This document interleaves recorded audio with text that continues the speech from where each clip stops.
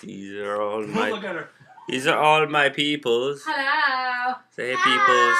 Hello. Okay, that's it for the peoples. And a tour of the living room. Mm-hmm. Are you gonna turn it off? Hey there. Today I'm going to be talking about organic home birth. Now, what is organic home birth? Organic home birth is sometimes confused with natural birth. A natural birth is basically any vaginal birth that is not a basically not a cesarean C-section. Organic birth can either happen at home or in a birthing center. Normally, there aren't organic births in hospitals. Your environment can be a relaxing environment with lower lighting, candles if you like, some low music, no drugs. There aren't any drugs induced or given to a woman during labor in an organic birth. Your position of the woman during the birth is normally in a squatting position rather than on their back, because the squatting position aligns the spine better, birthing canal where it's easier for the baby to come out, as well as it's a lot less painful because of that. That's how Indians did it, isn't it? How most people did throughout history. Okay, it's just the natural way of doing it, real natural way. No due date. Due dates are great for getting an idea of when the baby's going to come, but every woman's body is different, every baby's different, every birth is different. It's going to be a different time. There's no need to get stressed out if you are a week late, 2 weeks late, 3 weeks late, because, there are cases when there is issue, but most of the time, the baby's not going to be born on the due date. So organic birth doesn't really look at that as critically. What about hospitals? The hospital birth, a lot of hospital births are C-sections, and there are a lot of vaginal births in hospitals, but we don't consider them organic because the woman is not delivering in a natural position. She delivers on her back, which is great for the doctors for receiving the baby, but is a lot more painful and not good for the birthing process. And drugs. A lot of drugs are used in hospitals for pain and also to start or speed up labor.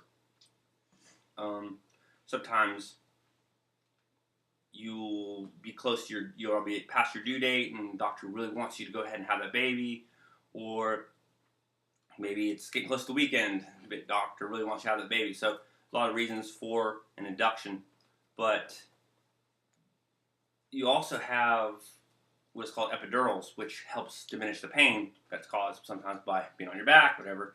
And it's pain during any type of birth, really. But once you have the epidural, it can slow down your contractions, even if you already have the Pitocin.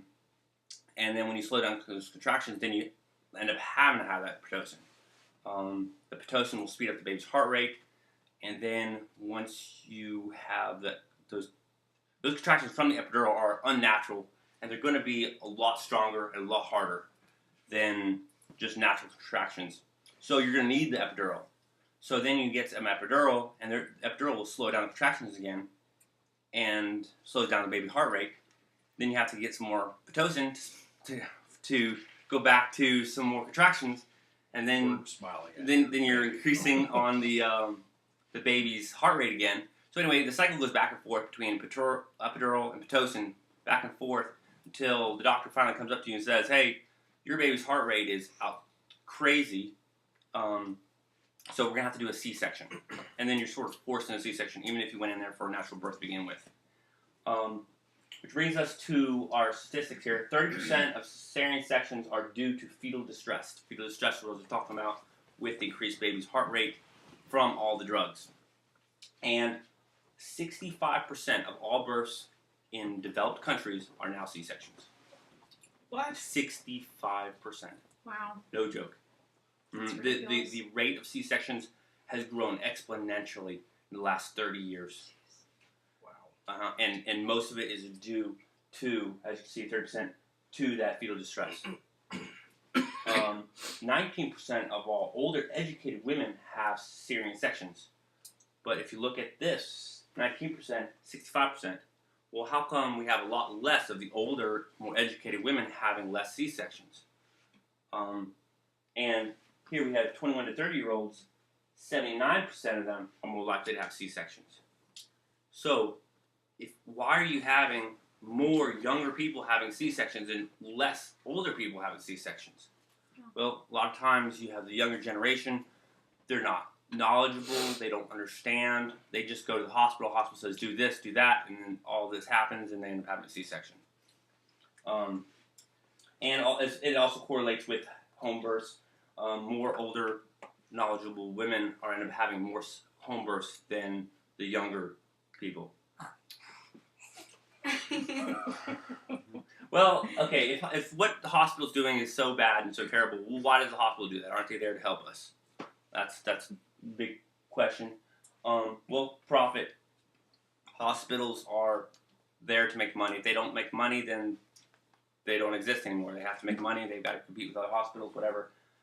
Getting patients in and out of the hospital room quicker they can, the more money they can save.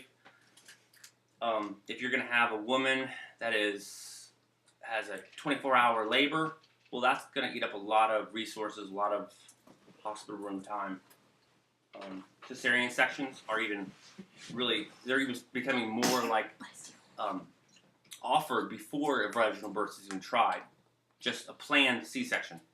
And even Brazil has like a 92% planned C-section rate. Wow. They don't even try. And that's the way American hospitals are going also.